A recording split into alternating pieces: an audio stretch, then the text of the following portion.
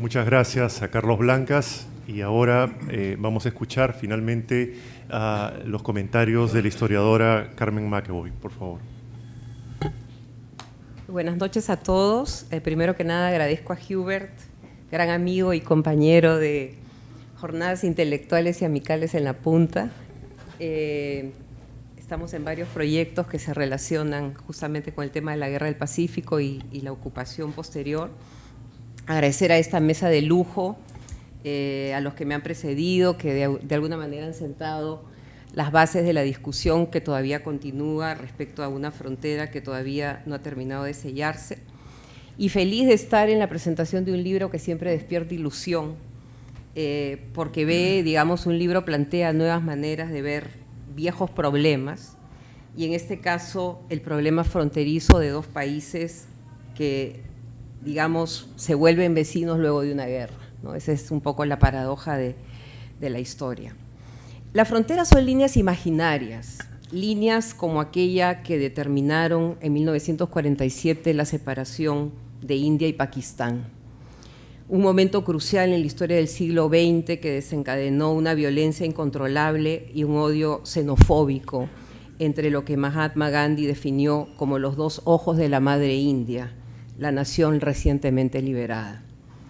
No sé si ocurre con ustedes, pero cada vez que pienso en el trazado de fronteras, que es el tema de este excelente libro de Hubert, viene a mi memoria esa poderosa escena de la película Gandhi, donde un grupo de funcionarios británicos, ya en plan de retirada, dibujan aquella línea arbitraria y por lo demás absurda, que creó dos estados, India y Pakistán, cuyo ADN y partida de nacimiento estará tempranamente asociado al desarraigo y a la muerte.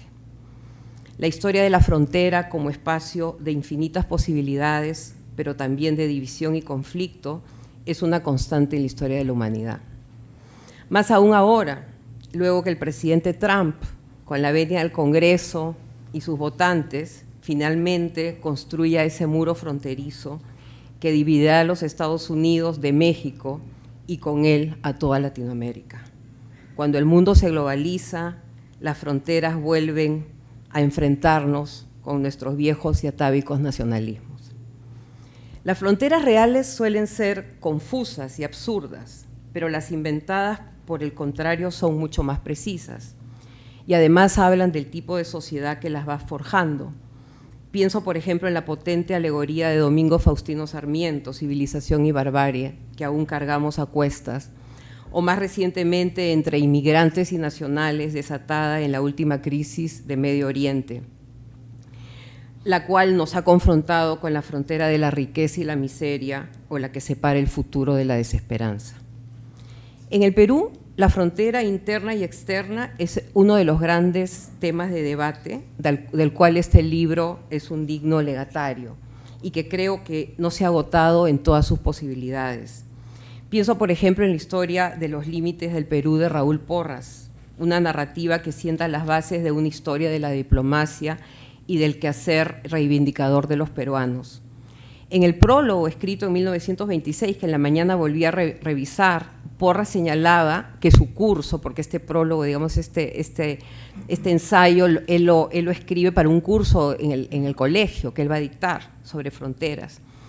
Y él dice de que la razón por la cual él está reflexionando en torno a las fronteras, y se remonta hasta las fronteras del Imperio Incaico, es una belleza que pienso que en el Bicentenario debería volver a publicarse. Él dice que él ha escrito esto para iniciar a los niños peruanos en el conocimiento de los más grandes asuntos nacionales. Sin embargo, pensaba Porras, que la historia de los límites del Perú no debía ser enseñado con espíritu estrecho y localista, porque el conflicto en torno a los límites del ex virreinato provenía de la defectuosa demarcación colonial. España no se preocupó de demarcar cuidadosamente sus dominios ni de precisar la geografía de estos, y era justamente de esa visión imperial, que por definición era fluida e ilimitada, que provenían los innumerables litigios de límites entre las ex colonias americanas. Porras aconsejaba, y es interesante, digamos, para este siglo XXI, en que finalmente esperemos que se resuelva nuestra última frontera, desdramatizar tanto en el aula como en la prensa, la mentira de las mutilaciones territoriales. Sin embargo, para él, la única mutilación territorial sufrida por el Perú fue la que le impuso el Tratado de Ancón, a raíz de lo que él denominó la guerra de conquista declarada por Chile. Entonces él veía, digamos, que el Perú se había ido formando este Estado-nación en una lucha permanente por definir, digamos, a través de los utis possidetis, nuestras viejas, pero que había esta frontera que era problemática, ¿no? Y que él la va a identificar y que al final del libro, porque lo revisé hasta el final, él trata de ver, digamos, cuáles pueden ser las posibles salidas. En su trabajo, que es fascinante porque es muy temprano y es muy fácil de leer, como es todas las obras de Porras, con una gran narrativa, él deja de lado algo que yo considero interesante simplemente para introducir la discusión, que es nuestro proceso de territorialización interna, a cargo de los señores de la guerra, que fueron los caudillos del siglo XIX, quienes en su ímpetu por alcanzar el poder van creando villas, distritos, provincias, departamentos, ¿no? Y en la historia del Congreso del Perú, los debates parlamentarios, se ve cómo cada guerra va creando, digamos, diferentes divisiones territoriales, ¿no? Que se van asumiendo, digamos, leales a un caudillo al otro. Entonces la historia de la frontera interna también es realmente otro elemento interesante para añadir a esta discusión sobre frontera. Esta república militarizada muy dinámica, aunque de naturaleza depredadora, tuvo vanguardias civiles encargadas de ir ordenando los espacios territoriales. Y hace poco tuve el placer de leer el libro de la doctora Garibaldi sobre el papel de Barreda, por ejemplo, en los Estados Unidos, tratando de resolver un gran problema que crea Castilla, cuando declara, digamos, que rompe relaciones con los Estados Unidos. Entonces vemos a los civiles tratando de deshacer los entuertos que han causado los militares. Entonces, lo que dice Porras, ¿no?, que es bien interesante, y un poco lo que dijo anteriormente Nelson, es cómo este Perú se va gestando, ¿no? El Estado-nación se va gestando en la guerra, y tanto interna como externa, ¿no? Felizmente, señalaba Porras, contamos con una honrosa y culta tradición de ser un pueblo adicto a la paz y al derecho, y hasta como paladines algo ingenuos del arbitraje internacional, ¿no? Y en eso, digamos, podemos darle la razón. Entonces, es esta tradición, pienso yo, la que está siendo explorada en este libro, ¿no? Esta tradición que viene de Porras, pero que viene de Maurtua, ¿no?, que viene de toda una serie de intelectuales que son diplomáticos, pero que al mismo tiempo son historiadores y que están tratando de poner este rompecabezas junto para poder presentar, digamos, la propuesta peruana, para poder defender la soberanía nacional, ¿no? Entonces, dentro de esta tradición que está encargada de preservar la integridad nacional, da cuenta este extraordinario libro, develando procesos desconocidos en la construcción de nuestra frontera sur, ¿no? Y que esperemos sea la última frontera por cerrar. Ahora, el documento, por ejemplo, y ahora paso a analizar en el tiempo que me queda brevemente, alguno de los digamos, de los temas que a mí me ha traído, que me ha llamado la atención. Por ejemplo, uno que me conmovió y que no lo había leído es la entrega de Tacna, ¿no?, que es un documento frío, escueto, pero que te muestra algo que más adelante quiero subrayar, que es la civilidad del proceso.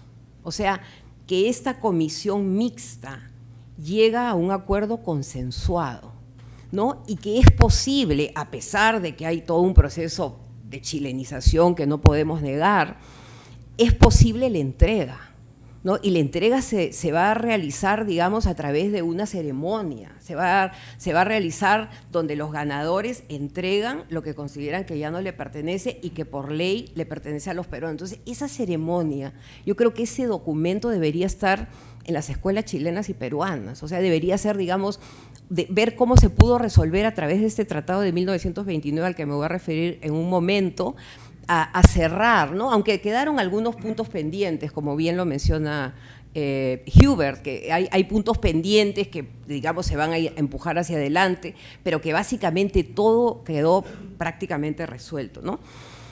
Pienso que esta acta de entrega que a mí y que está al final en el grupo de documentos, para mí fue, digamos, un documento muy potente, Y otro digamos, de la discusión que a mí me interesa mucho es el tema de la comisión mixta, ¿no? Volver, digamos, ese tema en sí demanda muchísimo más discusión, digamos, ¿no? Por los actores que están involucrados, por el tiempo que ponen, por el nacionalismo que se ve de ambos lados, porque todos están defendiendo, digamos, la parte que les corresponde, pero como les digo yo, en un clima incluso de cordialidad, ¿no?